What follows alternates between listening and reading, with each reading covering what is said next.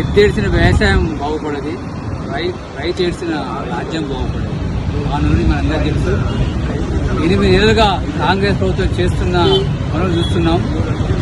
వర్షాలు లేక ఒకవైపు, విత్తనాలు ఒకవైపు, ప్రజలు ప్రభుత్వం వైపు చూస్తుంటే ముఖ్యమంత్రి రేవంత్ రెడ్డి గారు గత 7 నెలలుగా నెలకు 2-3 రోజులు ఢిల్లీకి వెళ్ళుకుంటూ బీఆర్ఎస్ ఎమ్మెల్యే ఇంటి చుట్టూ తిరుగుతున్నా కానీ రైతుల గురించి ఆలోచించే టైం దయచేసి ముఖ్యమంత్రి రేవంత్ రెడ్డి గారిని, అయ్యా దయచేసి మీరు ఇస్తారన్న రైతు భరోసా ఎకరానికి 15,000 వెంటనే చెల్లించి రైతులను ఆదుకోవాలి. అలాగే మీరు రైతు రుణమాఫీ అన్నారు, అది దూరం చూస్తున్నాం. అలాగే వ్యవసాయానికి, అలాగే మీరు వరికి ఇస్తున్న బోనస్లు ఇవ్వాలని కోరుకుంటూ, మీరు 6 నెలలు మేము ఓపిక పెట్టాం భారతీయ జనతా పార్టీ, ఇక వాళ్ళకి ఓపిక నశించింది. మీరు చక్రవర్తిలాగా ప్రజలు ఏడుస్తుంటే మీరు పిడియలు వాయించినట్టు మీరు మంత్రివర్గ విస్తరణ కసరత్తు అనుకుంటూ మీరు ఢిల్లీ చుట్టూ ప్రదక్షిణ చేస్తున్నారు.